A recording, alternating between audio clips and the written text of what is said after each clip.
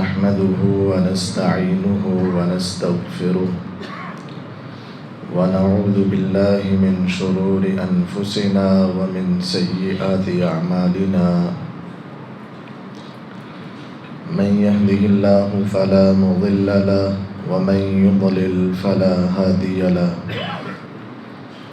أشهد أن لا إله إلا الله وحده لا شريك له وأشهد أن محمدًا عبده ورسوله صلى الله عليه وسلم أما بعد فإن خير الحديث كتاب الله وخير الهدي هدي محمد صلى الله عليه وسلم وشر الأمور محدثاتها وكل محدثة بدعة وكل بدعة ضلالة وكل ضلالة في النار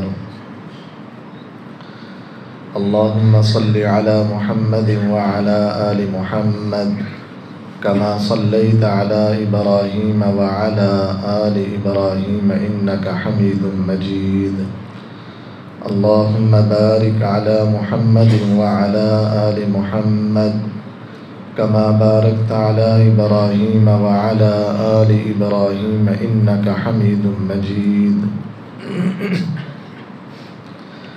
أعوذ بالله السميع العليم من الشيطان الرجيم بسم الله الرحمن الرحيم يا أيها الناس اتقوا ربكم الذي خلقكم من نفس واحدة وخلق منها زوجها وبث منهما رجالا كثيرا ونساء واتقوا الله الذي تساءلون به والأرحام إن الله كان عليكم رقيبا يا أيها الذين آمنوا اتقوا الله حق تقاته ولا تموتن إلا وأنتم مسلمون يا أيها الذين آمنوا اتقوا الله وقولوا قولا سديدا يصلح لكم أعمالكم ويغفر لكم ذنوبكم ومن يطع الله ورسوله فقد فاز فوزا عظيما ہر قسم کی حمد و ثناء، تعریفات، تکبیرات، تسبیحات، تمجیدات اللہ مالک الملک ذوالجلال والاکرام کی ذات بابرکت کے لیے، جو پوری کائنات کا خالق و مالک، مشکل کشا، حاجت روا، داتا اور غوث اعظم ہے۔ درود و سلام آقا دو جہاں، پیغمبر مجتبی، مقتدی و پیشوا، امت مسلمہ کے رہنما، جن کا نام نامی اسم گرامی جناب محمد الرسول اللہ صلی اللہ علیہ وسلم ہے۔ سامعین محترم، گزشتہ خطبات سے میں آپ احباب کے سامنے قرآن مجید 15واں سپارہ سورۃ الکہف کا ترجمہ اور مفہوم بیان کر رہا ہوں۔ پچھلے جمعۃ المبارک میں ہم یہاں تک پہنچے تھے کہ اللہ رب العالمین نے ہم سے جو آخرت کا، قیامت کے دن کا وعدہ کیا ہے وہ برحق ہے، ایک دن آنی ہے، ہر ایک نے رب کے سامنے کھڑے ہو کر جواب دینا ہے۔ اور اللہ فرماتے ہیں اعوذ باللہ من الشیطان الرجیم وَعُرِضُوا عَلَىٰ رَبِّكَ صَفًّا، لوگ اپنے رب کے سامنے صفوں کی شکل میں پیش کیے جائیں گے۔ لَقَدْ جِئْتُمُونَا كَمَا خَلَقْنَاكُمْ أَوَّلَ مَرَّةٍ، جس طرح ہم نے آپ کو دنیا کے اندر پہلی مرتبہ بھیجا ایسی ہی حالت میں آپ ہمارے پاس آئیں گے۔ بَلْ زَعَمْتُمْ أَن لَّن نَّجْعَلَ لَكُم مَّوْعِدًا، کیا تم نے گمان کر رکھا ہے کہ ہم تمہیں دوبارہ نہیں اٹھائیں گے، ہم یہ وعدہ پورا نہیں کریں گے؟ بلکہ ایسا ضرور ہوگا۔ وَوُضِعَ الْكِتَابُ، اور انسان کی کتاب، اس کا نامہ اعمال، اس کی زندگی کی ساری ڈائری اس کے سامنے کھول کر رکھ دی جائے گی۔ لے انسان، یہ تیری زندگی کا ریکارڈ ہے، تیرے شب و روز، تیرے لیل و نہار، تیرا بچپن، تیرا لڑکپن، تیری جوانی، تیرا بڑھاپا، تیری تنہائی، تیری جدائی، تیرا لوگوں کے ساتھ رہن سہن، ملن جول، اٹھن بیٹھن، یہ ساری زندگی کا نامہ اعمال تیرے سامنے رکھ دیا گیا ہے۔ اللہ کہتے ہیں رکھنے کے بعد اس کو کہا جائے گا اقرأ کتابک، اے انسان آج تو خود اپنی نگاہوں سے، اپنی زبان سے اپنی کتاب کو پڑھ۔ کفا بنفسک اليوم علیک حسیبا، کسی اور کو تیرے حساب کے اندر شامل کرنے کی ضرورت نہیں۔ آج تو اپنی کتاب پڑھ اور تو اپنی کتاب کا خود حساب کر، تو ہی کافی ہے۔ مجھے اور آپ کو غور و فکر کر لینا چاہیے کہ میری زندگی کیسی گزر رہی ہے، میں اپنا نامہ اعمال کیسا تیار کر رہا ہوں، میری ڈائری کیسی لکھی جا رہی ہے۔ روز حشر جب مجھے میرا نامہ اعمال دیا جائے گا، میں اس کو پڑھوں گا تو میری کیفیت کیا ہوگی؟ اللہ کہتے ہیں ووضع الکتاب، انسان کے سامنے اس کا نامہ اعمال، اس کی ڈائری رکھ دی جائے گی، اس کو پڑھنے کا کہا جائے گا۔ فَتَرَى الْمُجْرِمِينَ مُشْفِقِينَ مِمَّا فِيهِ، اور پھر آپ دیکھیں گے کہ وہاں پر مجرم لوگ اس کتاب کے رکھنے کے بعد ڈر رہے ہوں گے، اس وجہ سے کہ جو اس کے اندر موجود ہے۔ جس نے زندگی اپنی منمانی کے مطابق گزاری، اللہ اور اس کے رسول کو پس پشت ڈال کے قوم، قبیلہ، برادری، رسم و رواج، دوست و احباب، اپنی زندگی کی ٹھاٹ باٹ، اپنی مرضی سے شب و روز لیل و نہار زندگی کے اندر اپنی منمانی کر کے آیا، اللہ کی نافرمانی کر کے آیا، اس دن اللہ کہتے ہیں آپ دیکھیں گے کہ جب ان کے سامنے اس کا نامہ اعمال رکھا جائے گا تو مجرم لوگ اپنی کتاب کو دیکھ کر ڈر رہے ہوں گے، اور پھر وہ کیا کہیں گے؟ وَيَقُولُونَ يَا وَيْلَتَنَا مَا لِهَذَا الْكِتَابِ، اور وہ پکار اٹھیں گے افسوس اس کتاب کو کیا ہو گیا، لا يغادر صغیرا ولا کبیرا الا احصاها، اس کتاب نے تو کوئی چھوٹے سے چھوٹا گناہ اور بڑی سے بڑی غلطی چھوڑی ہی نہیں، الا احصاها، مگر اس کے اندر ہر چیز لکھی ہوئی، درج کی ہوئی ہے۔ میرے وہ گناہ جو میں نے والدین سے، اولاد سے، بیوی بچوں سے، لوگوں سے چھپ کر تنہائی میں، چار دیوارے میں، اندھیرے میں کیے تھے، وہ گناہ بھی آج یہاں پر میرے سامنے لکھے پڑے ہیں، اور انسان کہے گا یا ویلتنا ما لہذا الکتاب، اس کتاب کو کیا ہو گیا، لا یغادر صغیرا ولا کبیرا، چھوٹے سے چھوٹا گناہ بھی لکھا ہوا ہے، بڑے سے بڑا جرم بھی لکھا ہوا ہے۔ یا ویلتنا ما لہذا الکتاب لا یغادر صغیرا ولا کبیرا الا احصاها ووجدوا ما عملوا حاضرا، اور جو کچھ اس نے زندگی کے اندر عمل کیے اپنے سامنے لکھا ہوا حاضر پا لے گا، اور انسان سے کہا جائے گا پڑھ لے، یہ تیری کتاب ہے، فیصلہ تو کر لے، تیرا ٹھکانہ کیا ہونا چاہیے۔ اے انسان کوئی تیرے اوپر آج ظلم نہیں ہوگا۔ اللہ فرماتے ہیں وَلَا يَظْلِمُ رَبُّكَ أَحَدًا، تیرا رب کسی ایک پر بھی ظلم نہیں کرتا۔ کسی کو یہ اعتراض نہیں ہوگا کہ یا اللہ میں نے یہ جرم تو کیا ہی نہیں تھا، میرے کھاتے میں کیسے لکھا گیا؟ ظلم نہیں ہوگا۔ جو گناہ انسان نے کیا ہے وہی لکھا ہوگا، کسی کے اوپر زیادتی، جبر، ظلم اور ایسی ناانصافی والی بات نہیں ہوگی، بلکہ جو اس نے گناہوں سے معافیہ مانگی اللہ نے مٹا دیے، جو رہ گئے وہ ابن آدم تیرے سامنے پڑے ہیں، فیصلہ تو نے خود کرنا۔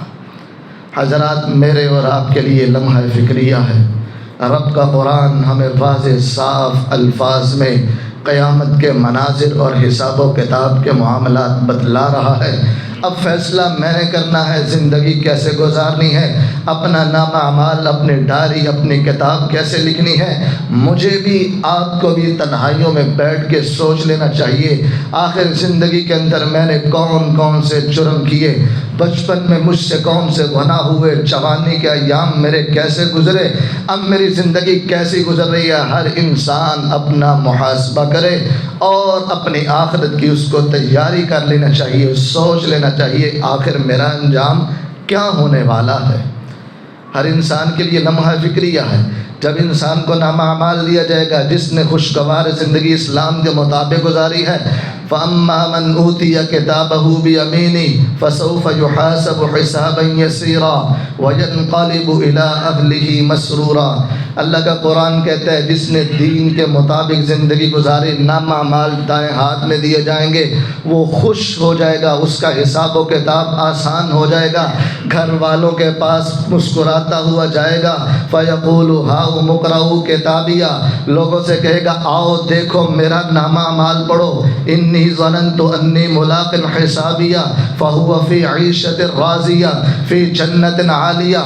میں نے کیسی شاندار کتاب لکھی، میں نے زندگی کیسی شاندار گزاری، لوگوں یہ میرا رزلٹ ہے، آج میرا رزلٹ اعلان، اس کا اناؤنسمنٹ ہو چکی ہے، کس نے پڑھنا آئیے پڑھیے، یہ میری زندگی کی کتاب ہے۔ ہاؤ مقرؤ کتابی، میری کتاب پڑھو، فی جنت عالیہ، میں تو جنت کے بلند و بالا خانوں میں ہوں۔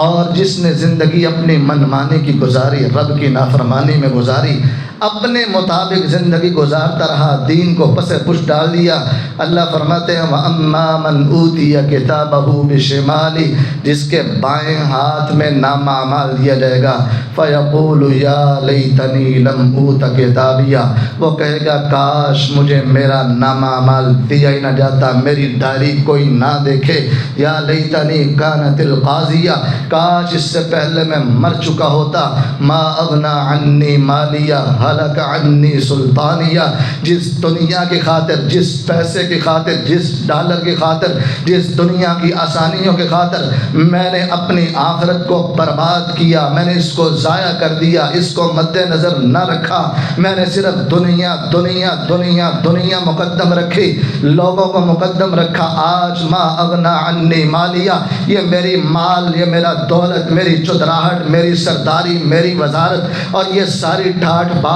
میرے آج کچھ کام نہیں آ رہی۔ اللہ کہیں گے خذوہ فغلوہ ثم الجحیم صلوہ، پکڑو اس ظالم کو، آج یہاں پر باتیں کر رہا ہے، دنیا میں سمجھایا جاتا تھا، یہ ادھر سے سنتا ادھر سے نکال دیتا تھا، اس کو پکڑو، بیڑیوں میں جکڑو، اس کو جکڑ کے جہنم کے اندر پھینک دیا جائے، ٹھوس دیا جائے، اس کو وہاں پر چلا کے جکڑ دیا جائے۔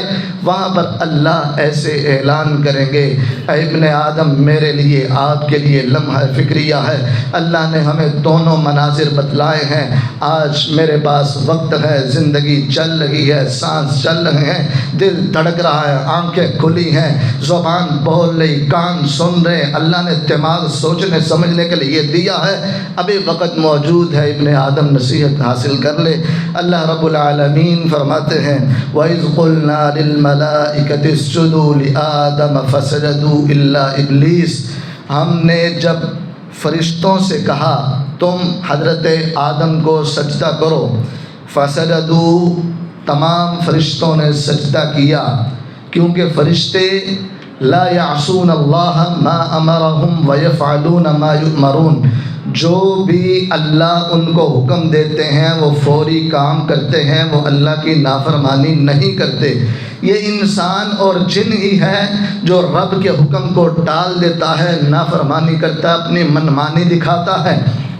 اللہ کہتے ہیں فرشتوں کو ہم نے حکم دیا آدم علیہ السلام کو سجدہ کرو، انہوں نے سجدہ کیا، الا ابلیس، مگر ابلیس نے سجدہ نہیں کیا، کان من الجن، وہ فرشتوں میں سے نہیں تھا، وگرنہ وہ بھی نافرمانی نہ کرتا، وہ جنوں میں سے تھا، اس لیے اس نے نافرمانی کی، ففسق عن امر ربی، اس نے اپنے رب کی نافرمانی کی۔ یہاں پر سوال یہ پیدا ہوتا ہے کہ اگر اللہ نے فرشتوں کو حکم دیا، وَإِذْ قُلْنَا لِلْمَلَائِكَةِ، اللہ نے فرشتوں کو حکم دیا، تو ابلیس کو تو یہاں پہ حکم نہیں ہے، دوسرے مقامات پر اللہ رب العالمین کا قرآن بتلاتا ہے کہ اللہ نے اس کو بھی حکم دیا تھا کہ آپ اس کو حضرت آدم علیہ السلام کو سجدہ کریں۔ ہمارے معاشرے کے اندر یہ بات بڑی مشہور ہے، یہ پہلے جن تھا، بڑی عبادت کی، پھر فرشتہ بن گیا، بعض نے کہا کہ فرشتوں کا سردار بن گیا، بعض نے اس کے نام عزازیل بتلانا شروع کر دیے۔ سب بے بنیاد باتیں ہیں۔ قرآن نے صرف ہمیں جتنا صحیح بتلایا ہے وہی صحیح ہے۔ قرآن کہتا ہے یہ جنات میں سے تھا، اللہ نے حکم دیا اس کو بھی اور فرشتوں کو بھی، فرشتوں نے رب کی اطاعت کی، یہ جن تھا اس نے نافرمانی کی۔ اب یہاں پر یہ بات بھی سمجھنے کی ہے کہ اللہ نے آدم علیہ السلام کو سجدے کا حکم دیا، اللہ کے علاوہ غیروں کو سجدہ کرنا تو شرک ہوتا ہے، تو کیا اللہ نے خود شرک کا حکم دے دیا؟ یہ بات ہرگز نہیں ہے۔ یہ سجدہ تعظیمی ہے، شان کے لیے، کسی کے احترام کے اندر۔ یہ سابقہ امتوں میں جائز تھا، اس امت کے اندر حرام ہے۔ جس طرح کے بہت سی چیزیں ایسی ہیں جو پہلی امتوں میں جائز تھیں، اس امت میں حرام ہے۔ وقت کی نزاکت کے پیش نظر ایک دو مثالیں بیان کر کے بات کو آگے بڑھاتا ہوں۔ مثال کے طور پر سابقہ امتوں میں انبیاء جب جہاد کرتے تھے، مال غنیمت حاصل ہوتا تھا، وہ کوئی مسلمان استعمال نہیں کر سکتا تھا۔ آسمانوں سے آگ آتی، اس مال غنیمت کو اٹھا کے لے جاتی، تو وہاں پر امت مسلمہ کے لیے یہ مال غنیمت حلال نہیں تھا۔ اس امت کے لیے مال غنیمت حلال ہے۔ سابقہ امتوں کے اندر بہن بھائی کا نکاح بھی جائز تھا، اس امت کے اندر جائز نہیں ہے۔ حضرات محترم، اسی طرح یہ سجدہ تعظیمی سابقہ امتوں میں جائز تھا، اس امت میں جائز نہیں ہے۔ حضرت یعقوب علیہ السلام کو بھی سجدہ تعظیمی کیا گیا، حضرت یوسف علیہ السلام اور ان کے بھائیوں نے کیا تھا۔ وَرَفَعَ أَبَوَيْهِ عَلَى الْعَرْشِ وَخَرُّوا لَهُ سُجَّدًا، اپنے والدین کو تخت پہ بٹھایا اور اولاد نے ان کو تعظیماً سجدہ کیا۔ تعظیماً سجدے کے اندر یہ انسان کا احترام کے لیے جھک جانا بھی، یہ اپنے سارا چہرہ زمین پر نہ بھی لگائے، یہ بھی سجدے کے اندر آتا ہے۔ آج ہمارے معاشرے کے اندر بہت سے لوگ، عوام میں بہت سے لوگ ایسے ہیں جو خطیب سے، اپنے استاد سے، کسی بڑے سے ملتے ہوئے، سلام پیش کرتے ہوئے یوں آگے کو جھک جاتے ہیں اور عزت اور احترام کرتے ہیں۔ یہ بالکل حرام ہے، یہ جائز نہیں ہے۔ نبی کائنات علیہ السلام کے ایک صحابی فرماتے ہیں کہ میں حیرہ کے بادشاہ کو دیکھا، وہاں کے بادشاہ کی بڑی تعظیم کی جاتی تھی، لوگ اپنے بادشاہ کو سلام پیش کرتے اور سلام کرتے ہوئے اس کی طرف تھوڑا سا اپنا سر جھکاتے، احتراماً سجدے کی کیفیت بناتے۔ ہم نے سوچا یہاں پر ایک دنیا کا بادشاہ ہے، اس کی اتنی عزت اور احترام کیا جاتا ہے۔ جب ہم واپس مدینہ کے اندر جائیں گے، امام الانبیاء جناب محمد الرسول اللہ صلی اللہ علیہ وسلم کے سامنے یہ بات رکھیں گے، آپ کے ساتھ سلام پیش کریں گے، ہم بھی احتراماً آپ کے سامنے جھکیں گے۔ وہ صحابی مدینے میں آئے، آقا کائنات کو بتلایا، آقا ہم نے حیرہ کے بادشاہ کو یہ اعزاز دیکھا ہے کہ لوگ اس کو سلام کرتے ہوئے آگے جھکتے ہیں، اعزازاً سجدہ بھی کرتے ہیں احترام کرتے ہوئے۔ کائنات کے امام نے فرمایا میرے صحابہ، یہ سابقہ امتوں میں جائز تھا، امت محمدیہ صلی اللہ علیہ وسلم میں یہ حرام ہے۔ اللہ نے اس سجدے کو حرام کر دیا ہے۔ سجدہ عبادت ہے، احترام کے طور پر کسی کے سامنے اپنا سر جھکانا، گردن جھکانا حرام ہے، چاہے وہ استاد ہو، والدین ہو، کوئی امام ہو، کوئی خطیب ہو، کوئی پیر ہو، کوئی بڑا ہو، کوئی آپ کا باعزت آدمی ہو۔ احترام دل میں ضرور کریں، اخلاق ضرور اپنائیں، لیکن کسی کے آگے سر جھکانا، سجدہ کرنا اس شریعت کے اندر حرام ہے۔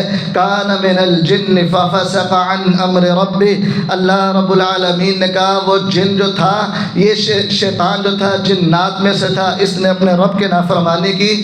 افتتخذونہ وذریتہ اولیاء من دونی وہم لکم عدو، اے لوگو کیا تم اس شیطان کو اور اس کی اولاد کو اپنا دوست بناتے ہو میں اللہ کو چھوڑ کر؟ رب کی اطاعت چھوڑ کر شیطان کے پیچھے لگ کے اس کی اطاعت کرتے ہو، رب کی نافرمانی کر دیتے ہو۔ افتتخذونہ وذریتہ اولیاء،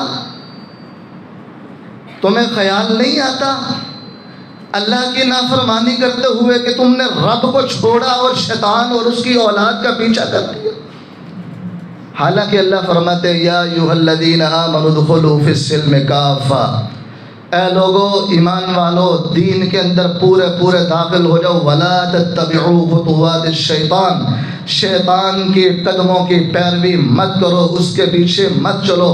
رب کا قرآن دوسرے مقام پر فرماتا ہے وقال الشیطان لما قضی الامر، قیامت کا دن ہوگا، آج جس شیطان کے پیچھے لگ کے رب کے نافرمانی کرتے ہو، جب انسان کے لیے جنت اور جہنم کا فیصلہ ہو جائے گا، وہاں پر شیطان انسانوں سے خطاب کرے گا۔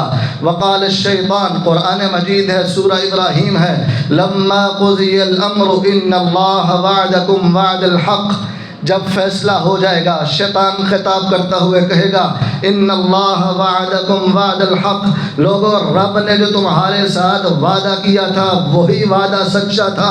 اللہ نے وعدہ کیا تھا زندگی اسلام کے مطابق گزارو گے جنت ملے گی، میری مخالفت میں گزارو گے جہنم کے ایندھن بن جاؤ گے۔ قیامت آنی ہے، رب کے سامنے کھڑے ہونا ہے، جواب دینا ہے، رب کا یہ وعدہ سچا تھا۔ وقال الشیطان لما قضی الامر ان اللہ وعدکم وعد الحق ووعدتکم فاخلفتکم، میں نے بھی تم سے وعدہ کیا تھا، میں نے بھی تمہیں بڑی امیدیں دلائی تھی، میں نے بھی تمہارے دماغ میں بڑے وسوسے ڈالے تھے، تم نے میری بات مان لی، فاخلفتکم، میں نے تمہارے ساتھ وعدہ خلافی کی، فاخلفتکم وما کان لی علیکم من سلطان الا ان دعوتکم فاستجبتم لی، لیکن بات یہ ہے میں نے تمہارے اوپر جبر کرتے ہوئے اپنی بات کو نہیں منوایا تھا، میں نے تمہیں اپنی بات پیش کی، تم نے فاستجبتم لی، میری بات کو مان لیا۔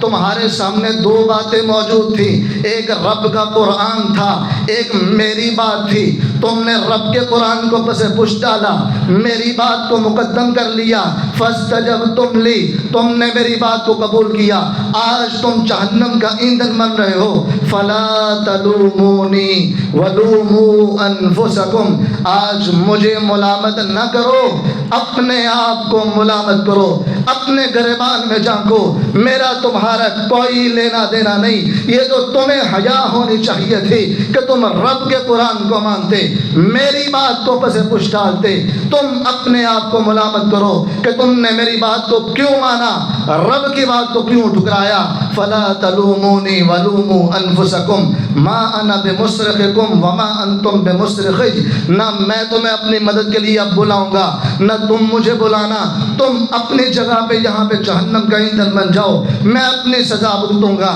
میرا تمہارا کوئی تعلق نہیں ہے۔ شیطان اس دن بیزاری کا اعلان کر دے گا، اے ابن آدم میرے اور آپ کے لیے کتنا بڑا لمحہ فکریہ ہے، آج شیطان نے مجھے اسلام کے مخالف سوچ دی، ہم نے اس کو اپنا لیا، میرا چہرہ، میرا لباس، میرا رہن سہن، میرے گھر کا ماحول، میری بیٹی کا زندگی کا نظام، یہ سارے رسم و رواج انسان کو سوچ لینا چاہیے۔ جس شیطان کے نقش قدم پر چل رہا ہے وہ شیطان میدان حشر میں تجھ سے خطاب کرتا ہوا تمہیں ایک مرتبہ پھر یہ سوچنے پر مجبور کرے گا کہ تم نے اللہ کے ساتھ کیا کیا ہے، رب ذوالجلال کی تم نے نافرمانی کیوں کی۔ الشیطان یعدکم الفقر ویأمرکم بالفحشاء، شیطان تو تمہارے ساتھ فقیری کے وعدے کرتا تھا، تمہیں مایوسیاں دلاتا تھا، اللہ نے تمہارے ساتھ اپنی وسعت اور مغفرت اور رحمت کے وعدے کیے تھے، تم نے رب کی رحمت کو چھوڑ کر شیطان کے دروازے پہ جا بیٹھے، آج تم اپنا ٹھکانہ دیکھ لو۔ اللہ کہتے ہیں فتتخذونہ وذریتہ اولیاء من دونی وہم لکم عدو، جبکہ بات یہ ہے شیطان اور اس کی اولاد تمہارا واضح دشمن ہے۔ بئس للظالمین بدلا، تم نے رب کے بدلے میں اس شیطان کو اگر اپنایا تو یہ بدترین بدلہ ہوگا۔ ما اشہدتہم خلق السماوات والارض ولا خلق انفسہم، میں نے تو آسمان کو بناتے وقت، زمین کو بناتے وقت، حتیٰ کہ جنات کو پیدا کرتے وقت اس شیطانوں کو، جنات کو میں نے اپنے پاس کھڑا بھی نہیں کیا، بلایا بھی نہیں، اس کے اندر مشورہ نے لیا، شامل نے کیا۔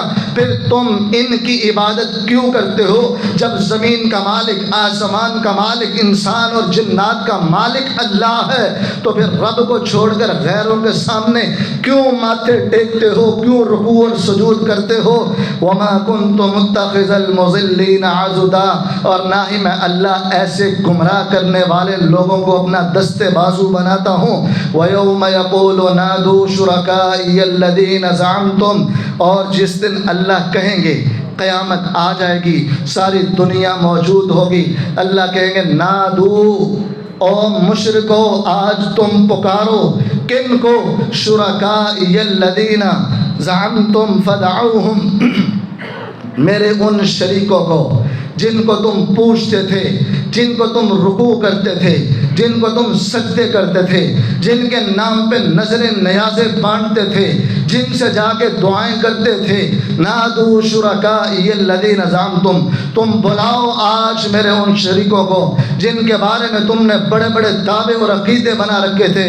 فدعوہم، مشرک وہاں پر اپنے شریکوں کو پھر بلائیں گے، آوازیں دیں گے، فلم یستجیبوا لہم، وہ ان کی بات کو سنیں گے نہیں۔ یہ دنیا میں عقیدہ رکھتا تھا فلاں ایسا کر دے گا، فلاں ایسا کر دے گا، اللہ قیامت کے دن کہیں گے بلاؤ ان کو جن کے بارے میں تم عقیدے رکھتے تھے، یہ بلائیں گے، وہ نہیں آئیں گے۔ آج بھی دنیا کے اندر شرک اپنے عروج پہ ہے۔ آج بھی میں ایک شخص کا، ایک انسان کا جس کو جاہل انسان کہوں گا، وہ کرسی اور ممبر پر بیٹھ کر ایسے شرکیہ جملے کہہ رہا تھا، میں کلمات سن رہا تھا، کلیجہ پھٹ رہا تھا، امت مسلمہ کلمہ پڑھ کے بھی آج بھی ایسے شرک کے اندر ملوث ہے۔